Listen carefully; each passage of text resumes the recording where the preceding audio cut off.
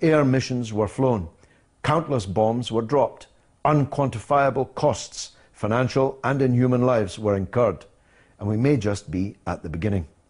Joining me now from New York is the best investigative journalist in the United States of America, and commentator too, Russ Baker. Russ, welcome once more to The Real Deal. Thanks, George. Great to be here. Now, Russ, your forces stayed out of all this wisely, although most of the weaponry carries, of course, the ubiquitous stars and stripes. The Libyan regime carried out an extraordinary clandestine lobbying operation, it turns out, in the US, trying to persuade the Democratic Party and the president to oppose the NATO action. Now, how has it all gone down? How has it been playing out in the American media? Well, speaking for myself, I, like you, had my problems with Gaddafi, and when I first heard about an uprising, I was excited about it, and I understood the notion of a humanitarian intervention in case there was a slaughter. But as time passed, I began thinking about this and digging in, and on our website, WhoWhatWhy.com, now for several months, we've been publishing pieces, scrutinizing very carefully what's going on there. Here are some thoughts. Basically, the initial claim that NATO was going in there to protect Libyans seems to be untrue. That has never, or I should say very rarely, been an actual reason for Western military intervention, and I don't think it was the case there.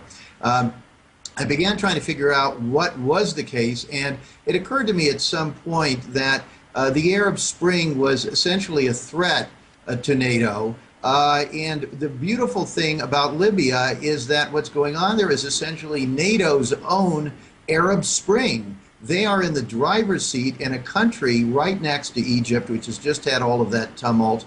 It's a country that has tremendous amounts of oil, and particularly a grade of oil, which is highly prized, a sweet crude.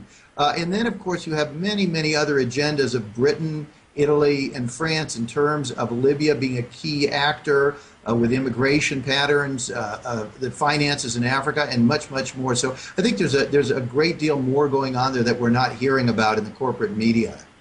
Absolutely true. Now, the American politicians probably kept their heads down. Has the media in the United States been as gung-ho as the media over here in Britain?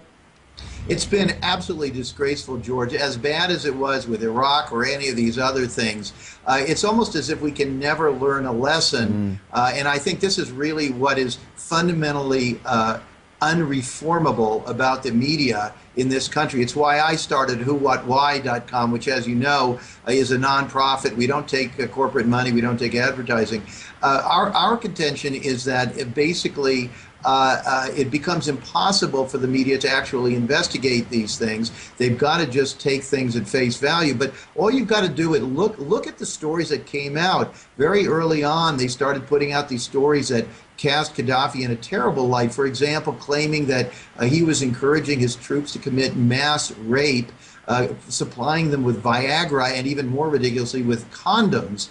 And as you know, on WhoWhatWhy.com, we started looking at that early on. We said it didn't make any sense. There was no evidence of that. But it was very, very powerful. And newspapers and electronic media in the United States and Britain and throughout the world just lapped that story right up. They then started coming out with new stuff claiming that Gaddafi had personally ordered the Lockerbie bombing. The man who said that he had the evidence, a former minister of Gaddafi's, said he would be producing it imminently. He never did. The press never followed up on any of that.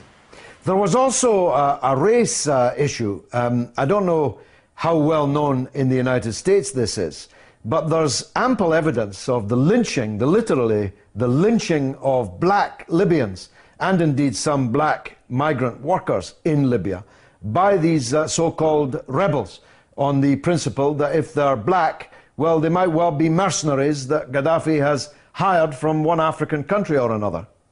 Well, that's right. And of course, that's a remarkable irony since Obama is getting essentially favorable press on this, first African-American president.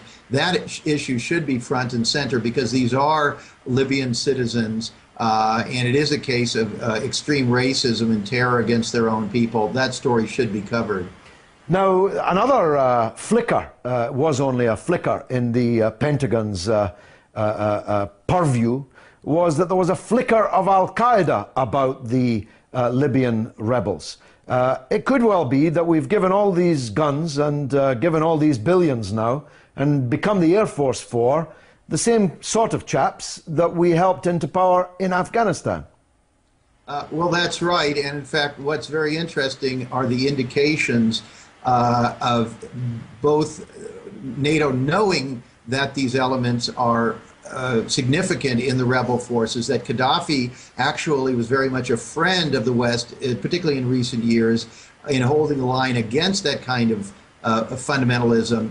And also very interesting, for example, General Hifter, who was brought in to try to solidify these forces, as we reported on WhoWhatWhy.com, that he had previously spent 20 years living in the United States just down the road from CIA headquarters in Langley, Virginia, with no visible means of income throughout those years. So they've been in there very, very early, just as they were in on the ground in creating Al-Qaeda back in the 80s.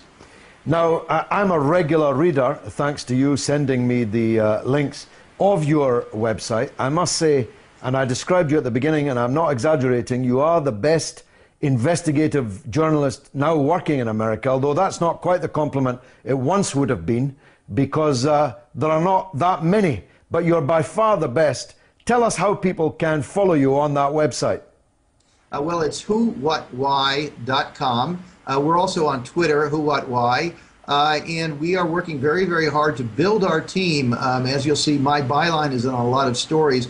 We're working hard to expand our team, get more people working on stories. We want to be, we want Britain and we want the world very much to be part of our audience. We'd love to hear story ideas from you. You can contact us via the site. If you like what we're doing, you can go to WhoWhatWhy.com and click on the donate button at the top right and become part of making our work possible. Now, I'll tell you what, I can't have a man like you on the show without asking you this. Many people in Britain are absolutely fixated on the battle going on amongst the 7 dwarves or 8 dwarves on the Republican right for the right to stand against Obama at the next presidential election.